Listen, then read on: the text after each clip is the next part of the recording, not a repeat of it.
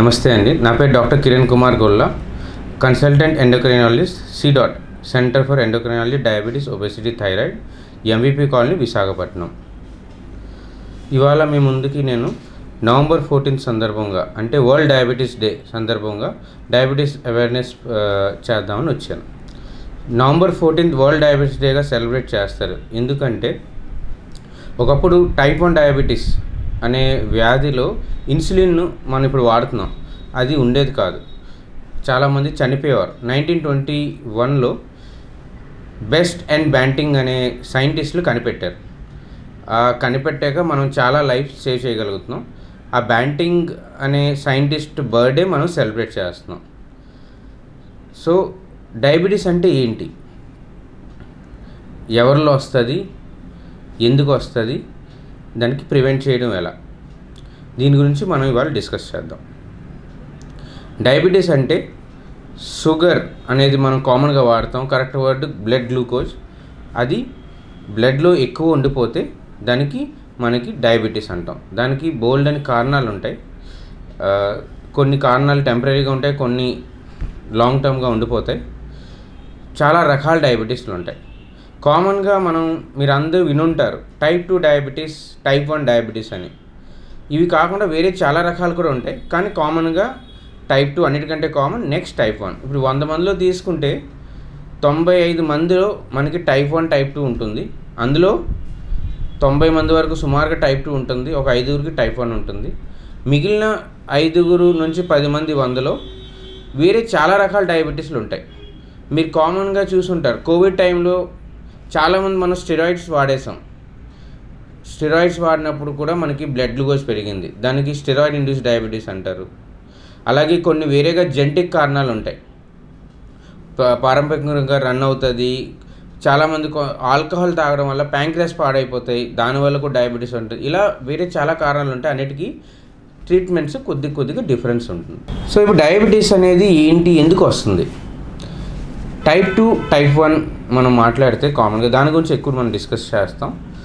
Type 2 డయాబెటీస్లో ఏమవుతుందంటే insulin బాడీలో సరిగ్గా పనిచేయదు. అంటే సుమారుగా మనకి బ్రెడ్ తిన్నాం, బ్రెడ్లో ఎంతో షుగర్ ఉంది. ఆ షుగర్ మనకి బ్లడ్లో నుంచి మన సెల్స్లోకి వెళ్ళాలి, దానికి ఇన్సులిన్ కావాలి. సుమారుగా మనకి ఎంత ఇన్సులిన్ కావాలో ఒక 10 యూనిట్స్ కావాలనుకోండి ఇన్సులిన్. అది టైప్ 2 డయాబెటీస్లో ఏముంటుంది, స్టార్టింగ్లో 10ది 20, 30 అవుతుంది. ఎందుకంటే 10 సరిగ్గా పనిచేయదు. కొన్నాళ్ళ తర్వాత 20, 30, 40 వరకు అయ్యాక సుమారుగా బాడీలో ఇంక పెంచుకోలేదు. సో ఇన్సులిన్ ఒక లిమిట్ అయిపోతుంది. దాని తర్వాత ఏంటంటే షుగర్ మనకి సిమ్టమ్స్, షుగర్ బ్లడ్లో షుగర్ పెరిగిపోతుంది. టైప్ 1లో ఏమవుతుందంటే ఇన్సులిన్ అసలు ఉండదు. టైప్ 2లో నేను ఇప్పుడు ఇన్సులిన్ పెరుగుతుందని చెప్పాను, పెరిగి ఒక లిమిట్ అయిపోయాక కొన్నిసార్లు తగ్గిపోతుంది. టైప్ 1లో అసలు ఇన్సులిన్ 0 అయిపోతుంది. దానికి వేరే కారణాల వల్ల బాడీలో ప్యాంక్రియాస్లో ఇన్సులిన్ తగ్గిపోతుంది అనమాట. సో అందుకే టైప్ 1కి ట్రీట్మెంట్కి ఇన్సులిన్ ఇస్తాం, టైప్ 2కి మందులు ఉంటాయి. మందులతో కంట్రోల్ అయిపోతే ఇన్సులిన్ ఇస్తాం తర్వాత. ఈ టైప్ 2లో ఇప్పుడు ఇన్సులిన్ ఎందుకు పనిచేయదు? దీనికి చాలా వరకు మన లైఫ్ స్టైల్ చాలా ఇంపార్టెంట్, జెనెటిక్ కూడా ఇంపార్టెంట్. సో కొంతవరకు జెనెటిక్ వల్ల కూడా మనకి రిస్క్ పెరుగుతుంది. పేరెంట్స్ డయాబెటీస్ ఉంటే టైప్ 2 రిస్క్ పెరిగిపోతుంది. అలా కాకుండా మన లైఫ్ స్టైల్ కూడా ఇప్పుడు మారింది కదా, సెడెంటరీ. అంటే మనం హార్డ్ వర్క్ చేయట్లేదు, ఎక్కువగా ఆటోమేటెడ్ సిస్టమ్స్ మనం ఎక్కువ యూజ్ చేస్తున్నాం. దానివల్ల వెయిట్ పెరిగిపోతుంది. వీటి వల్ల ఏంటంటే బాడీలో ఇన్సులిన్ రెసిస్టెన్స్ అనేది ఏర్పడుతుంది. అది ఎలా తెలుస్తుంది అంటే, మీరు అకాంతోసిస్ నైగ్రికెన్స్ అని మీరు నెట్లో చూస్తే ఒక బొమ్మ వస్తుంది. ఈ ఏరియాలో చూడాలి. ఈ ఏరియా యాక్సిలాస్లో స్కిన్ డార్క్ అయిపోతుంది. మీరు అందరూ ఇప్పుడు చూసుకోండి ఒకసారి. ఎవరికైనా స్కిన్ నార్మల్ స్కిన్ కంటే వెల్వెట్ లాగా డార్క్గా ఉందా? అలా ఉంది అంటే అర్థం బాడీలో ఇన్సులిన్ ఎక్కువ ఉందని అర్థం. ఎక్కువ ఉంటేనే అలా వస్తుంది. అలా ఎక్కువ ఉన్న వాళ్ళకి షుగర్ ఆల్రెడీ ఉంటుంది, లేదంటే మీ కొన్నాళ్ళలో వస్తుందన్నమాట. అది ఉంది అంటే మీకు ఆల్మోస్ట్ షుగర్కి వెయిటింగ్ లిస్ట్ ఉన్నట్టే. షుగర్ ముందు స్టేజ్ ప్రీ డయాబెటీస్ ముందు ఇన్సులిన్ రెసిస్టెన్స్. సో ఏదో ఒక ఈ స్టేజ్లో ఉంటారు, వాళ్ళకి ఫ్యూచర్లో రిస్క్ ఉంటుంది. వాళ్ళు ముందుగానే జాగ్రత్తలు తీసుకుంటే మనం ఇది ప్రివెంట్ చేయొచ్చు. ఇప్పుడు డయాబెటీస్ వచ్చిందని ఎలా తెలుస్తుంది, సిమ్టమ్స్ ఏంటి? ఇప్పుడు మీరు అబ్జర్వ్ చేయండి, చాలాసార్లు మనం మార్నింగ్ వాక్కి వెళ్తాం, పార్క్లో వెళ్తాం, చాలామంది ల్యాబ్ టెస్ట్ చేస్తుంటారు. అందులో చూస్తే ఒక 10-20 మంది టెస్ట్ చేస్తే ఒక డయాబెటీస్ లేని వాళ్ళకు ఒక 2-3 డయాబెటీస్ పాజిటివ్ వస్తుంది. అంటే టైప్ 2 డయాబెటీస్కి చాలాసార్లు సిమ్టమ్స్ ఉండవు. అది చాలా స్లోగా ప్రాసెస్ అనమాట. స్లోగా ఇన్సులిన్ పనిచేయదు, స్లోగా అంటే కొన్ని సంవత్సరాలు పడుతుంది. ఈ సిమ్టమ్స్ రావాలంటే షుగర్ కొంచెం ఎక్కువ అయ్యాకే వస్తుంది. ఇప్పుడు ఫాస్టింగ్ 100 వరకే నార్మల్ అండి, 99 వరకే నార్మల్, 100 నుంచి అబ్నార్మల్. సో మనకి 120, 130, 140 వచ్చినాయి యూజువల్గా సిమ్టమ్స్లో. 200, 300 పెరిగిపోతే అప్పుడు సిమ్టమ్స్ వస్తాయి. అప్పుడు ఏం సిమ్టమ్స్ వస్తాయంటే యూరిన్ ఎక్కువ అవడం, ఎక్కువ ఆకలి వేయడం, ఎక్కువ దాహం వేయడం, ఆకలి ఎక్కువ వేస్తుంది, వెయిట్ లాస్ అయిపోతుంది. ఇవన్నీ ఉన్నాయి అంటే మనం డయాబెటీస్ ఉందేమో అని చెక్ చేసుకోవాలి. దీని అర్థం ఇవి ఎందుకు వస్తాయంటే ఇన్సులిన్ బాడీలో తగ్గిపోతుంది, అంటే ఇన్సులిన్ సరిపోవట్లేదు, తగ్గిపోవడం వల్ల ఈ సిమ్టమ్స్ వస్తాయి. టైప్ 1 డయాబెటీస్ నేను ఆల్రెడీ చెప్పాను మీకు, ఇన్సులిన్ తక్కువ ఆల్రెడీ ఉండదు. సో వాళ్ళకి ఇవన్నీ సిమ్టమ్స్తోనే ప్రజెంట్ స్టార్ట్ అవుతుంది అనమాట. టైప్ 1 డయాబెటీస్ ఒక 2 నెలలు నుంచి 4 నెలల్లోనే ఇన్సులిన్ అంతా సడన్గా జీరో అయిపోతుంది. సో వాళ్ళకి సడన్గా సిమ్టమ్స్ స్టార్ట్ అవుతాయి. టైప్ 2 వాళ్ళకి స్లోగా సిమ్టమ్స్ స్టార్ట్ అవుతాయి, అది కూడా సివియర్ అయ్యాక స్టార్ట్ అవుతాయి. ఇలా ఎవరికైనా సిమ్టమ్స్ ఉంటే వీక్నెస్, బాగా వీక్గా ఉండడం, కొంతమందికి విజన్ అంటే షుగర్స్ సడన్గా హై లో అయ్యాయి అనుకోండి, మీకు చూపులో బ్లరింగ్ వస్తుంది, చాలామంది ఇలా ప్రజెంట్ అవుతారు. యూరిన్ వెళ్ళే దగ్గర దురద రావడం, ఇవన్నీ కూడా కొన్ని కామన్ సిమ్టమ్స్. ఇలాంటి ఏ సిమ్టమ్స్ ఉన్నా సరే మీరు షుగర్ చెక్ చేసుకోవాలి. ఇప్పుడు మనం ఒక ఓల్డ్ ఏజ్ అంటే మనం 15, 20, 30 years బ్యాక్ ఎక్కువగా డయాబెటీస్ అంటే మనం ఎక్కువ ఏజ్లో చూసేవాళ్ళం. టైప్ 2 డయాబెటీస్ గురించి మాట్లాడుతున్నాను నేను, అంటే 40, 50, 60. మనం ఈ మధ్యన ఏంటంటే చాలామందికి చాలా యంగ్ ఏజ్లోనే డయాబెటీస్ వచ్చేస్తుంది. సో దానికి కారణం మన లైఫ్ స్టైల్ చాలా వరకు చెప్పొచ్చు, మనకి ఈ ఫ్యామిలీ హిస్టరీ కూడా చెప్పొచ్చు. ఇప్పుడు మనం చిన్నప్పటి నుంచే మనకి స్టడీ ప్రెజర్ చాలా ఎక్కువ ఉంటుంది, ఎక్కువగా చదువుకోవడం వల్ల లైఫ్ స్టైల్ మనకి వాకింగ్ అవి చేయడం కుదరట్లేదు, పిల్లలు ఎక్కువసేపు చదువుకోవడం అవుతుంది, అసలు ఏమో స్పోర్ట్సే ఆడట్లేదు, డైట్ కూడా కూర్చొని తినడం, మనకి డైట్ ఫాలో అవ్వకపోవడం, వెయిట్ పెరిగిపోవడం, చైల్డ్హుడ్ ఒబెసిటీ చాలా కామన్ అయిపోయింది. ఇవన్నీ కారణాల వల్ల మనకి చాలా యంగ్ ఏజ్లోనే డయాబెటీస్ వచ్చేస్తుంది. ఫిమేల్స్లో దీంతోపాటు పీసీఓఎస్ అని కూడా మీరు ఉంటారు. పీసీఓఎస్ అంటే ఓవరీస్లో డయాబెటీస్ వచ్చినట్టు, అంటే డయాబెటీస్ ఓవరీస్లో వస్తే పీరియడ్స్ రెగ్యులర్గా రాకపోవడం, పీరియడ్స్ లేట్ అయిపోవడం. సో పీసీఓఎస్ ఉన్న వాళ్ళు కూడా డయాబెటీస్ రిస్క్ పెరుగుతుంది. ఇప్పుడు చాలా హాట్ టాపిక్ ఏంటంటే రివర్సల్ ఆఫ్ డయాబెటీస్. అందరూ మేము రివర్స్ చేసేస్తాం, డయాబెటీస్ రివర్సల్ అయిపోతుంది, ఇది నిజమే అంటారా? రివర్సల్ అనే పదం తప్పు, దానికి కరెక్ట్ పదం రెమిషన్. రివర్సల్కి రెమిషన్కి ఏం తేడా అంటారా? మీరు క్యాన్సర్ విని ఉంటారు, క్యాన్సర్కి చాలా ట్రీట్మెంట్స్ ఉంటాయి, చాలాసార్లు ట్రీట్మెంట్ అయిపోయాక మీకు బాగానే ఉంది, తగ్గిపోయింది అని చెప్తారు, సర్జరీ అవ్వచ్చు, కొన్ని మందులు అవ్వచ్చు. కానీ వాళ్ళకి ఇంకో మాట కూడా చెప్తారు, మీరు లైఫ్ లాంగ్ అదే ఫాలో అప్ ఉండాలి, సంవత్సరానికి 1-2 సార్లు మీరు వస్తూ ఉండాలి. ఎందుకు రావాలి? మళ్ళీ రావచ్చు అని. సేమ్ అదే కాన్సెప్ట్ ఇక్కడ కూడా మనం అప్లై అవుతుంది. అంటే డయాబెటీస్ రెమిషన్లోకి వెళ్ళచ్చు, అది ఎలా నేను చెప్తాను, కానీ మళ్ళీ వచ్చే అవకాశం ఉంది. అంటే మీరు ప్రతి 6 monthsకి ఫాలోఅప్ చేసుకోవాలి. అయితే రెమిషన్ ఎలా వస్తుంది అంటే మనకి lifestyle, weight loss. Lifestyle గురించి డీటెయిల్గా నేను చెప్తాను.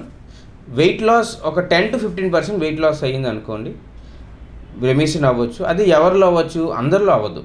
మనకి డయాబెటీస్ స్టార్ట్ అయిన అంటే రీసెంట్గా స్టార్ట్ అయిన వాళ్ళకి సుమారుగా 2-3-5 years లోపల ఉన్న వాళ్ళకి ఎక్కువ ఛాన్స్ ఉంటుంది. 5 years కంటే ఎక్కువ, 10 years కంటే ఎక్కువ ఉన్న వాళ్ళకి చాలా తక్కువ ఛాన్స్ ఉంటుంది. ఎందుకంటే వాళ్ళల్లో ఇన్సులిన్ లెవెల్స్ బాగా తక్కువ అయిపోతుంది. ఇయర్ ఆఫ్ డయాబెటీస్ ఎక్కువ అయ్యేసరికి రెమిషన్ అయ్యే ఛాన్సెస్ తగ్గిపోతుంది. ప్రెగ్నెన్సీ డయాబెటీస్, దీని గురించి చాలా ఇంపార్టెంట్ పాయింట్స్ డిస్కస్ చేయాలి. ప్రెగ్నెన్సీలో డయాబెటీస్ మనం 3 రకాలుగా డివైడ్ చేయొచ్చు. ఒకటి gestational diabetes, GDM, overt diabetes, pre existing type 2 diabetes. అంటే జెస్టేషనల్ డయాబెటీస్ అంటే ప్రెగ్నెన్సీలోనే డయాబెటీస్ స్టార్ట్ అవుతుంది, ప్రెగ్నెన్సీ ముందు డయాబెటీస్ ఉండదు, కొంతమందికి అలా స్టార్ట్ అవుతుంది. ఓవర్ డయాబెటీస్ అంటే ఇది కూడా ప్రెగ్నెన్సీలో స్టార్ట్ అవుతుంది కానీ ఎక్కువ సివియర్గా స్టార్ట్ అవుతుంది. ప్రీ ఎగ్జిస్టింగ్ టైప్ 2 డయాబెటీస్ అంటే ముందు నుంచి ఉందని అర్థం. ఈ ఫస్ట్ రెండిట్లో ఏం తేడా అంటే జెస్టేషనల్ డయాబెటీస్ మైల్డ్గా ఉంటుంది, ఎక్కువ సివియర్గా ఉండదు, చాలాసార్లు ఫుడ్ డైట్తో సరిపోతుంది, మందులు కొన్నిసార్లు పెట్టాల్సి వస్తుంది. ఓవర్ డయాబెటీస్ అంటే మీకు సివియర్గా ఉంటుంది, ఇన్సులిన్ కూడా వాడాల్సి వస్తుంది. జెస్టేషనల్ డయాబెటీస్ వాళ్ళకి ప్రెగ్నెన్సీ అయ్యాక చాలామందికి తగ్గిపోతుంది కానీ మీరు ఫాలోఅప్లో ఉండాలి. ఒకసారి జెస్టేషనల్ డయాబెటీస్ వచ్చిందంటే చాలాసార్లు మా బేబీ పుట్టేసాక మొదలు పట్టించుకోరు ఇంకా వాళ్ళ గురించి. సో వాళ్ళు ఎప్పుడు కూడా 6 monthsకి డాక్టర్ ఫాలోఅప్లో ఉండాలి. ఓవర్ డయాబెటీస్ అంటే వాళ్ళు చాలాసార్లు ప్రెగ్నెన్సీ అయ్యాక కూడా ఉండిపోయే ఛాన్సెస్ చాలా ఎక్కువ ఉండిపోతుంది యూజువల్గా. ఇప్పుడు ఈ ప్రీ ఎగ్జిస్టింగ్ డయాబెటీస్ అంటే మీరు జనరల్గా ఇప్పుడు ప్రెగ్నెంట్ అయ్యారనుకోండి, ఎలా తెలుస్తుంది?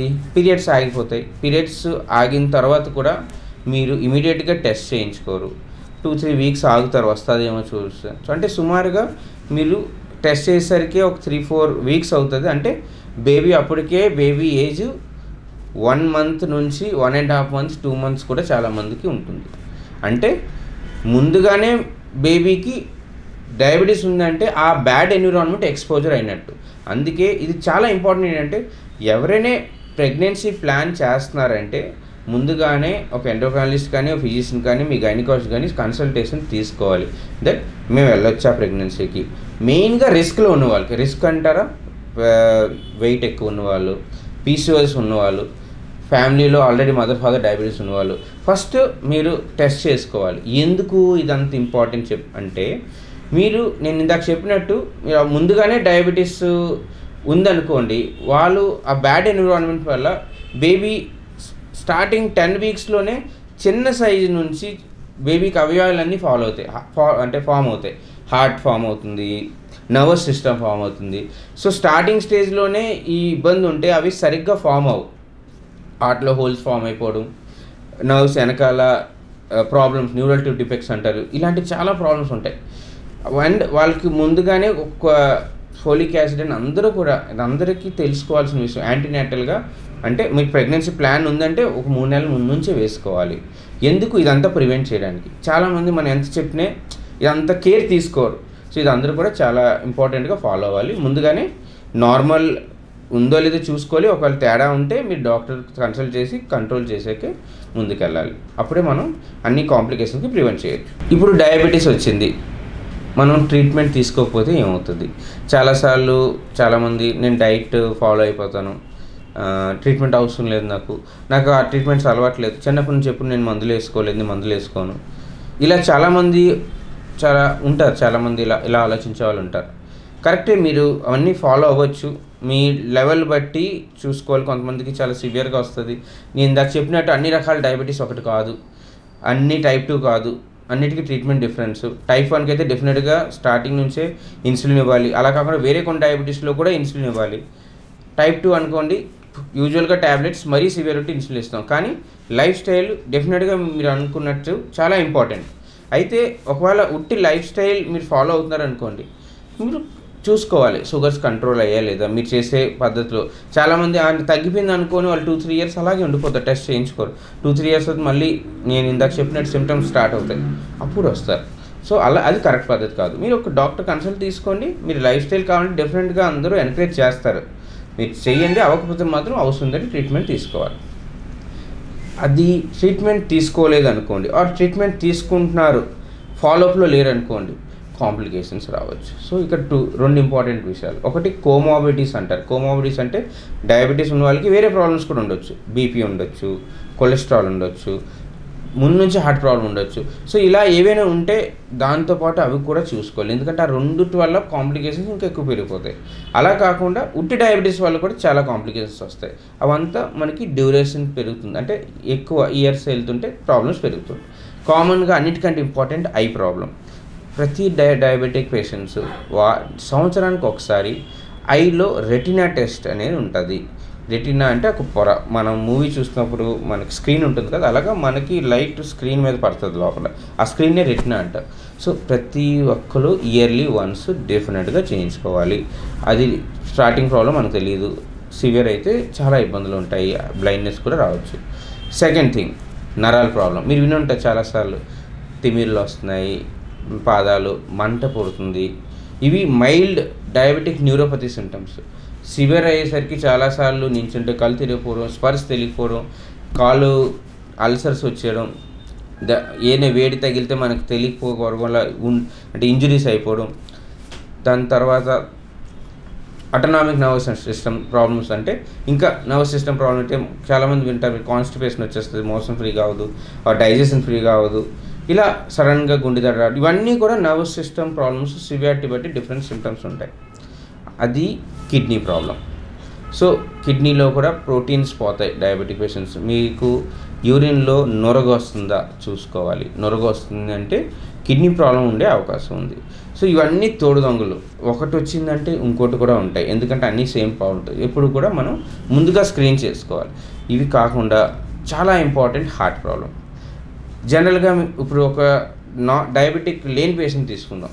ఒక నాన్ డయాబెటిక్ పేషెంట్స్కి హార్ట్ అటాక్ వచ్చింది అనుకోండి, సెకండ్ హార్ట్ అటాక్ రిస్క్ ఎక్కువే ఉంటుంది కదండి. ఒక హార్ట్ అటాక్ వస్తే సెకండ్ హార్ట్ అటాక్ రిస్క్ ఎక్కువ ఉంటుంది కదా, ఎవరు ఏ ప్రాబ్లం లేని వాళ్ళతో పోల్చుకుంటే. డయాబెటిక్ పేషెంట్స్కి ఫస్ట్ హార్ట్ అటాక్ రిస్కే ఈ సెకండ్ హార్ట్ అటాక్ రిస్క్ అంత ఎక్కువ ఉంటుంది, అంటే అంత హై రిస్క్ అనమాట డయాబెటీస్ ఉంటే హార్ట్ ప్రాబ్లం. సో అవన్నీ కూడా మనం కొలెస్ట్రాల్ కంట్రోల్, బీపీ కంట్రోల్లో ఉంచుకోవాలి. ఈ ప్రాబ్లమ్స్ రాకుండా ఉండాలంటే ఇవన్నీ కూడా మనం ముందుగానే ముందు చూపుతో చూసుకోవాలి. ప్రాబ్లం ఆల్రెడీ ఉందా హార్ట్ ప్రాబ్లం, సో దానికి కూడా మందులు వేరేగా ఉంటాయి, అంటే షుగర్లు కొన్ని మందులు వీటికి మంచిగా ఉంటాయి. సో అవన్నీ కూడా మనకి ఫాలోఅప్లు ఉంటే మీకు ప్రాపర్గా ట్రీట్మెంట్ జరుగుతుంది. పక్షవాతం కూడా రిస్క్ పెరుగుతుంది, బీపీ హై వల్ల కూడా, షుగర్ వల్ల కూడా. అండ్ చాలాసార్లు కొంత కాళ్ళు బ్లడ్ సప్లై తగ్గిపోవడం వల్ల నడుస్తుంటే పిక్కలు నొప్పి రావడం, ఇది కూడా మంచిది, అంటే ఒక కాంప్లికేషన్ అనమాట. సో ఇవన్నీ కూడా మీరు ప్రాపర్గా మీరు ఫాలోఅప్లో ఉంటే మీకు ఇవన్నీ చూసుకొని రాకుండా మనం ముందుగానే ఆపవచ్చు. ఇంకా చాలా ఇంపార్టెంట్ ఫుడ్.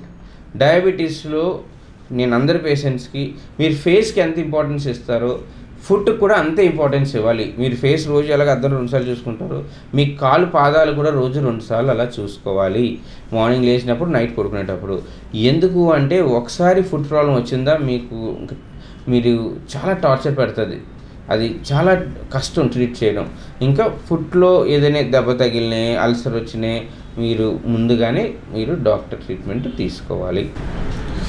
ఇప్పుడు ట్రీట్మెంట్ ఏంటి డయాబెటీస్కి?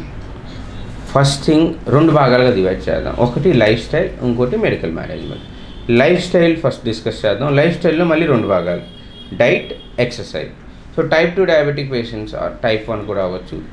ఏం డైట్ తినాలి, ఏం తినకూడదు, ఎంత తినాలి. ఇప్పుడు మనం డైట్కి 3 భాగాలుగా డివైడ్ చేద్దాం. First carbohydrate, second protein, third fat. Fat అంటే ఆయిల్స్ అండి. సో ఆయిల్స్ అనేది ఎక్కువ తీసుకోకూడదు, లిమిటెడ్గా తీసుకోవాలి. ఆయిల్స్లో కూడా 3 రకాల ఆయిల్స్ ఉంటాయి. ఆయిల్స్లో 3 రకాల ఫ్యాట్స్ ఉంటాయి. Saturated fatty acids, MUFA, PUFA. Saturated fatty acids అంటే చలికాలంలో గట్టిపడేవి. ఏమేమి గట్టిపడతాయి? డాల్డా, ఘీ, కొబ్బరి నూనె. ఇవి మనం కుదిరినంత వరకు తక్కువ తీసుకోవాలి. మిగిలిన ఆయిల్స్ మనం తీసుకున్నట్లో MUFA, PUFA. Mustard oil, olive oil. Olive ఆయిల్లో ముఫా అనేది చాలా ఎక్కువ ఉంటుంది, చాలా మంచిది అది. అలాగే పుఫా అనేది సన్ఫ్లవర్, సాఫ్లవర్, సోయాబీన్ ఆయిల్ వీటిలో ఉంటుంది. సో నేను జనరల్గా ఏం సజెస్ట్ చేస్తానంటే ముఫా, పుఫా బ్యాలెన్స్గా వెళ్ళాలి. అంటే ఈ mustard oil, olive oil and మిగిలిన 3 చెప్పాను కదండి, ఒకసారి ఇది ఒకసారి అది మీరు తీసుకుంటే బెటర్. తర్వాత ఏంటంటే ఆయిల్స్ ఎక్కువ తీసుకోవద్దు. జనరల్ లెక్క ఏంటంటే ఒక పర్సన్కి 1 ప్యాకెట్ నెలకి.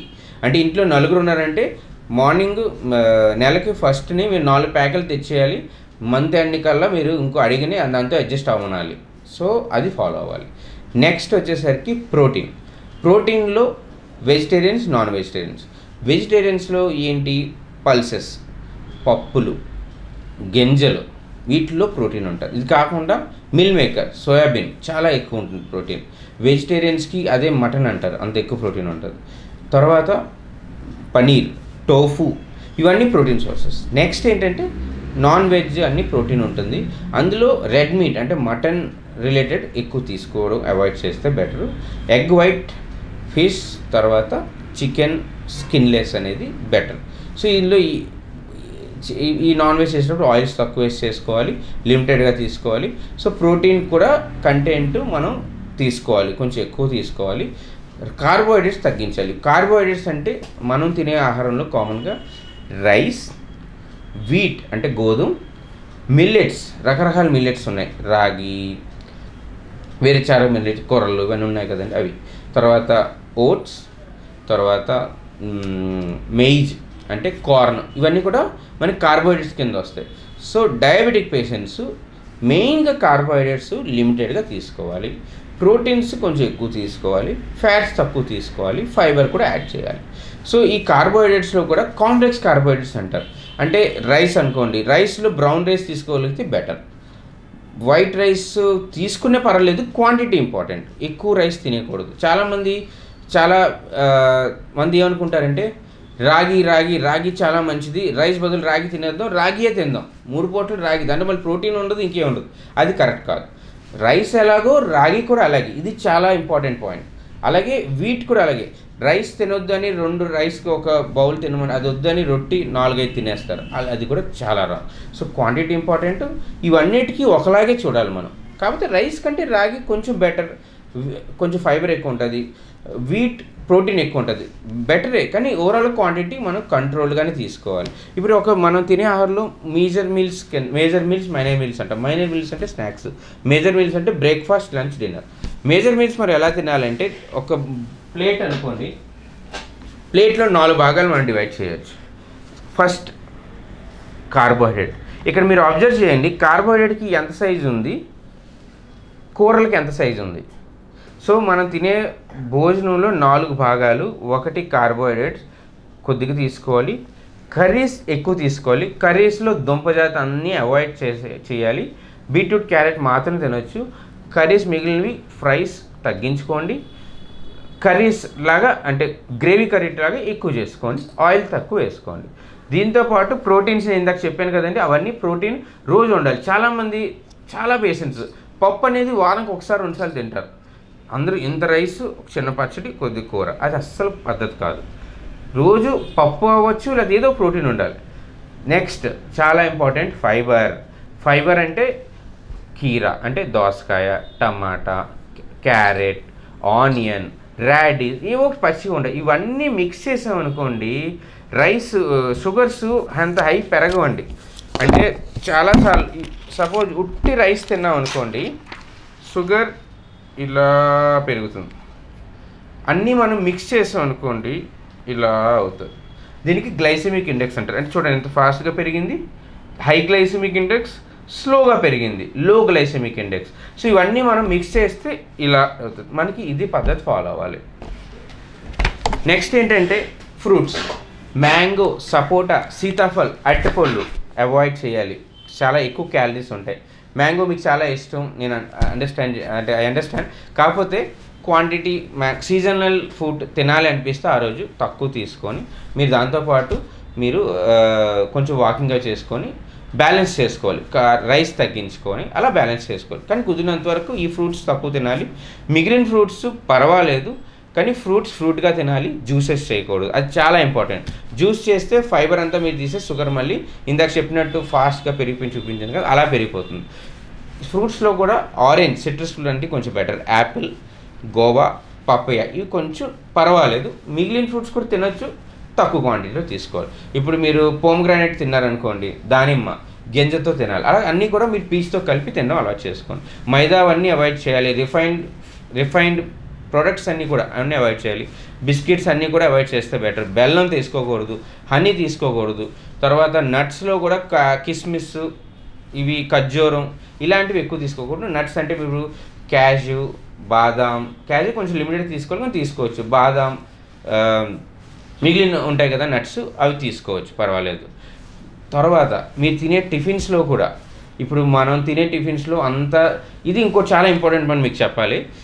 అందరూ రాత్రి నేను ఇలా తినమంటే తర్వాత వచ్చి అంటారు నేను రాత్రి భోజనం చేయట్లేదండి. అవునా, భోజనం చేయట్లేదా, ఏం చేస్తారంటే రోజు రాత్రి టిఫిన్ తింటున్నానండి.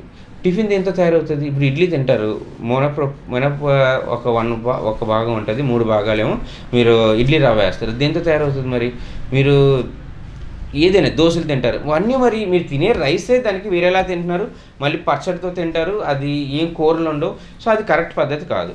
మీరు ఇడ్లీ ఆటలో కూడా ఒకటికి ఒకటి అలవాటు చేసుకోండి. అంటే రుబ్బులో ఒక రుబ్బు అంటే మినపప్పుకి ఒక రైస్ అంటే రవ్వ. సో రైస్ కంటే తగ్గించుకోవాలి. రైస్ కంటే ఆవిరికుడు రైస్ లేకుండా, తర్వాత పెసరట్టు రైస్ కంటే ఇలాంటివి కొంచెం ప్రిఫర్ చేయండి, ఆయిల్ తక్కువ. దాంతోపాటు కూడా మీరు ఫైబర్స్ అవి చెప్పాను కదండి, ఏదైనా మీరు సాంబార్ చేస్తే ముక్కలు తినడం, అలా తింటే మీకు షుగర్స్ అనేది చాలా కంట్రోల్లో ఉంటుంది. Second important point exercise. So ఎక్సర్సైజ్లో మనకి 2 భాగాలుగా డివైడ్ చేయొచ్చు. ఫస్ట్ ఏరోబిక్ అంటే కార్డియో ఎక్సర్సైజ్, సెకండ్ ఏమో muscle strengthening exercise. So cardio ఎక్సర్సైజ్లో walking, running, jogging, cycling, swimming, skipping, ఇవన్నీ ఏరోబిక్ ఎక్సర్సైజ్. ఇవన్నిటి వల్ల ఎండ్యూరెన్స్ పెరుగుతుంది. ఎండ్యూరెన్స్ అంటే మీరు త్వరగా అలిసిపోరు, అది మీకు మంచిది, షుగర్కి మంచిది, హార్ట్కి మంచిది. Second thing muscle strengthening exercise అంటే పుషప్స్ చేయడం, వెయిట్ లేతం, muscle stretch band exercise. Stretch band ఉంది, దీంతో స్ట్రెచ్ చేస్తున్నాం మజిల్ స్ట్రెంత్. సో ఇలాంటివన్నీ మజిల్ స్ట్రెంథనింగ్ ఎక్సర్సైజ్ చాలా ఉంటాయి, ఇవి కూడా చేయాలి. జనరల్ రికమెండేషన్ ఏంటంటే వారానికి మినిమం 150 మినిట్స్ ఎక్సర్సైజ్ చేయాలి. అంటే డైలీ మినిమం 30 మినిట్స్ ఎక్సర్సైజ్ చేయాలి. ఒక రోజు కంటే ఎక్కువ గ్యాప్ రాకూడదు. ఇది నార్మల్ పర్సన్స్కి. డయాబెటిక్స్ ఆర్ వెయిట్ తగ్గాలంటే మినిమం 300 మినిట్స్ వారానికి చేయాలి. ఇంకా ఎక్కువ చేయగలిగితే బెటర్. రోజుకి 1500 స్టెప్స్ చేయగలిగితే వెయిట్ లాస్ అవుతుంది. అండ్ మజిల్ స్ట్రెంత్ చేయడం వల్ల మజిల్ పెరుగుతుంది. మజిల్ పెరిగిన వాళ్ళకి షుగర్ కంట్రోల్ బాగుంటుంది. ఇంకో ఇంపార్టెంట్, మజిల్ స్ట్రెంత్ పెంచితే మీకు బోన్ స్ట్రెంత్ కూడా పెరుగుతుంది. మెయిన్గా ఓల్డ్ ఏజ్ వాళ్ళకి బోన్ స్ట్రెంత్ పెరిగితే మీకు లాంగ్ టర్మ్లో ఆస్టియోపోరోసిస్ రాకుండా ఉంటుంది. సో ఈ ఎక్సర్సైజ్ చేశారనుకోండి.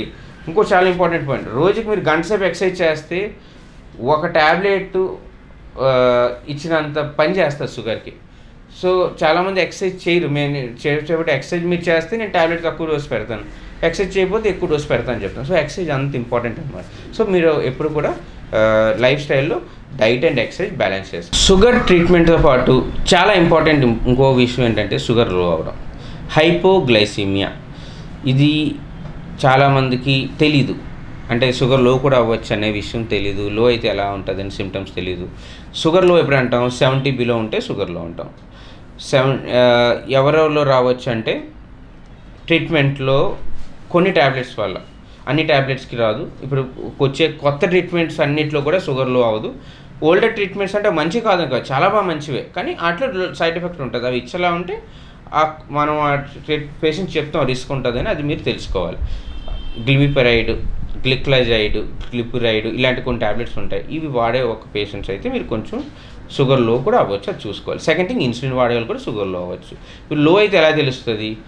లో అయ్యాక మన బాడీలో అలారమ్స్ ఉంటాయి. అలారమ్స్ ఏంటి? చెమట పట్టడం, గుండె దడ రావడం, షేక్ అవడం, తర్వాత ఆకలి వేయడం, ఎక్కువ లో అయితే నీరసం అవడం, మైకంగా అయిపోవడం, అండ్ మరీ సివియర్గా అయితే ఫిట్స్ కూడా రావచ్చు. సో షుగర్ లో ఎప్పుడు కూడా డేంజరస్. మెయిన్గా రిస్క్ పేషెంట్స్ ఎవరు? ఓల్డ్ ఏజ్, ఎక్కువ ఏజ్ ఉన్న వాళ్ళకి, తక్కువ చిన్నపిల్లలకి, తర్వాత హార్ట్ ప్రాబ్లం ఉన్న వాళ్ళకి, కిడ్నీ ప్రాబ్లం ఉన్న వాళ్ళకి, వీళ్ళకి లో అసలు అవ్వకూడదండి. మనం ఇచ్చేటప్పుడు చాలా జాగ్రత్తలు చెప్పాలి. ఈ లో అయితే మనం షుగర్ టెస్ట్ చేసుకోవాలి. షుగర్ టెస్ట్లో మనకి తగ్గిందనుకోండి, ఏం చేస్తాం? ఫస్ట్ థింగ్ గ్లూకోజ్, ఇంట్లో ఎప్పుడు గ్లూకోజ్ ఉంచుకోవాలి షుగర్ లో అయ్యే రిస్క్ ఉన్న వాళ్ళకి. సో ఒకసారి 70 బిలో వచ్చిందా 3 స్పూన్స్ 100 ml వాటర్లో కలుపుకొని తాగాలి. తాగిన తర్వాత ఇంట్లో ఇంకోళ్ళు ఉంటారు, ఫ్రీ సజెషన్ ఏమి ఇస్తారంటే దీంతోపాటు మనం ఇంకో ఫుడ్ కూడా పెంచేద్దాం, 2 బాగా పనిచేసేస్తాయి కదా అని. అలా ఎప్పుడు చేయకండి, అది తప్పు. సో ఎందుకు గ్లూకోజ్ వాటర్ ఇచ్చాక వేరే ఇంకేం ఇవ్వకూడదు. అవి ఇస్తే అవి 2 కలిపి స్లో అయిపోతాయి పనిచేయడం. సో గ్లూకోజ్ ఇచ్చిన తర్వాత 15 మినిట్స్ తాగాలి, మళ్ళీ చెక్ చేయాలి. మళ్ళీ చెక్ చేశాక 70 అబోవ్ వచ్చే వరకు ఇస్తూనే ఉండాలి. ఫర్ ఎగ్జాంపుల్ ఫస్ట్ 30 వచ్చింది, మళ్ళీ ఇచ్చారు, 50 వచ్చింది, ఇచ్చాక మళ్ళీ ఇవ్వాలి. ఒకవేళ 70 అబోవ్ వచ్చేస్తే ఏదో ఒకటి తినాలి. ఎందుకంటే గ్లూకోజ్ చాలా ఫాస్ట్గా పెంచుతుంది, అంతే ఫాస్ట్గా మళ్ళీ పడిపోవచ్చు. సో మీరు ఇంకో ఫుడ్ ఇచ్చారనుకోండి, అది మళ్ళీ పడకుండా అది హెల్ప్ చేస్తుంది అనమాట. సో కొంతమందికి ఇప్పుడు చిన్నపిల్లలు అవ్వచ్చు, ఓల్డ్ ఏజ్ అవ్వచ్చు, కొన్నిసార్లు పడుకునేటప్పుడు షుగర్ లో అయిపోతుంది, మార్నింగ్ లేస్తే కోమాలో ఉంటారు, లేదంటే అన్కాన్షియస్గా ఉన్నారు. వాళ్ళకి ఎలా ట్రీట్ చేస్తారు? మరి హాస్పిటల్కి ఎలాగో వెళ్తారు, ఈలోపు ఏం చేస్తారు? వాళ్ళకి ఏం చేయొచ్చు అంటే షుగర్ అని గ్లూకోజ్ అన్నాను కదా, చిన్న పౌడర్ తీసుకొని డ్రాప్స్ వేసుకొని పేస్ట్లా తయారు చేసి నోట్లో రాసేయాలి. నోట్లో రాసేస్తే మీరు హాస్పిటల్కి వెళ్ళే లోపే అది పనిచేసి ఈ లోపు తెలివి వచ్చేయచ్చు. షుగర్ లేదంటే హనీ కూడా రాయొచ్చు, హనీ కూడా మామూలుగా కూడా ఇవ్వచ్చు గ్లూకోజ్ లేదంటే. Next option sugar or fruit juices. So ఇప్పుడు కూడా గ్లూకోజ్ బెటర్, లేకపోతే ఈ అదర్ ఆప్షన్స్ అన్నమాట. సో వరల్డ్ డయాబెటీస్ డే సందర్భంగా ఈ అవేర్నెస్ టాక్ మీకు అంతా యూజ్ అవుతుంది అనుకుంటున్నాను. అందరూ మీరు హెల్తీగా హ్యాపీగా ఉండాలని కోరుకుంటున్నాను. Thank you.